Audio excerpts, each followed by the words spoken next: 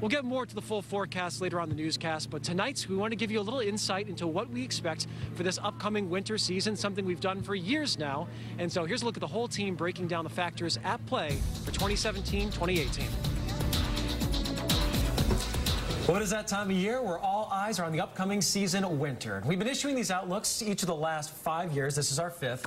3 out of the 4 previous, we predicted above average snowfall, and it happens. All right, verification, go team. We have jinxed ourselves now, and we have to say that this year is the most complicated outlook that we have had yet. I mean, September and October, very warm months, record warm months, and for the start of fall, you can kind of look at that as an indicator, but November, we've totally flipped the page, and now we're colder than normal. That's why we never issue a winter forecast in October, because November is a very, very telling month. We have to see how it's going to shake out in terms of how cold it's going to get, and if it goes below average for the mean temperature for the month, if it goes way below average, we're pretty much in the cards for a big winter. If it goes 1 or 2 degrees, then it's going to be certainly near to above average snowfall for the forthcoming winter. Which is one tough aspect of it. Another big factor this year is going to be La Nina. So we've got a weak La Nina emerging, totally different than El Nino. It's the cooling of the waters off the Pacific Ocean, influences patterns around the globe. We're going to see that jet stream ridge in the west coast, typically warmer and dry in the southeast, but here in the northeast, where that jet stream and that trough sets up, going to be a huge player in terms of storm track here in New England.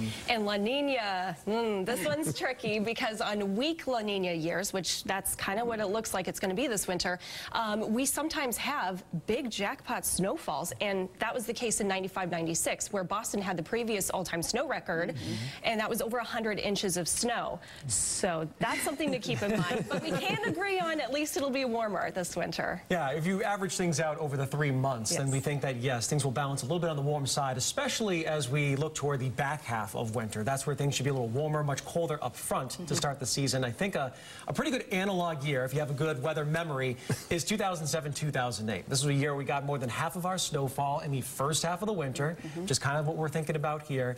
Then things relaxed a little bit in the second half. It was, again, a weak La Nina to a moderate La Nina that year, and the oceans looked very similar. And we look for similar setups to try to figure out how things are going to pan out.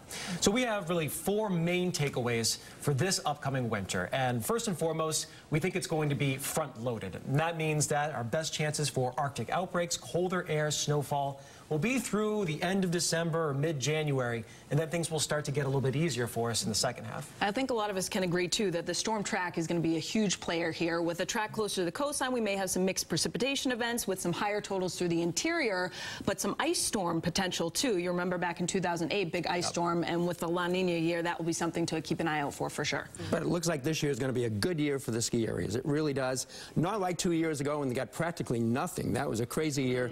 This should be the other way around. A lot of snow are going to keep all us skiers very, very happy. Indeed. So we'll be up there enjoying it. No, not at all.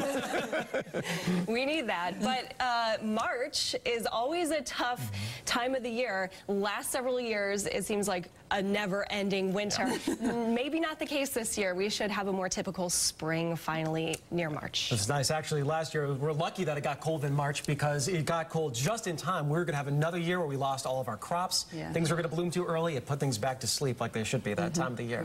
So that is our forecast this year. If you want more details, it's on CBSBoston.com. Also on the website, you can give us your forecasts. You can also win a pass to watch Houston Mountain if you correctly pick the seasonal snowfall at Logan Airport in Boston.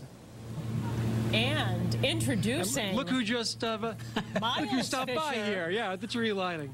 This is Mr. Little Miles here, my little guy. And Miles says that when he was born in January last year, it was 60 degrees in the middle of a thaw. And he would like to see that again this winter as well. I think we can do that in our outlook too. What do you think? That makes him our lucky winter baby. Yeah. And this is his first Christmas. He's a good luck charm. His first Christmas. You knew that he was a meteorologist baby because he knew to come during the thaw. Daddy was going to have his busy season. He gave us a little bit of a break. And he is very smartly wearing his handsome Patriots hat. We like to see that there. He's prepped for that front-loaded winter for sure. Good all the way around. Eric and Miles. Thanks for bringing Miles. Merry Christmas, Miles. And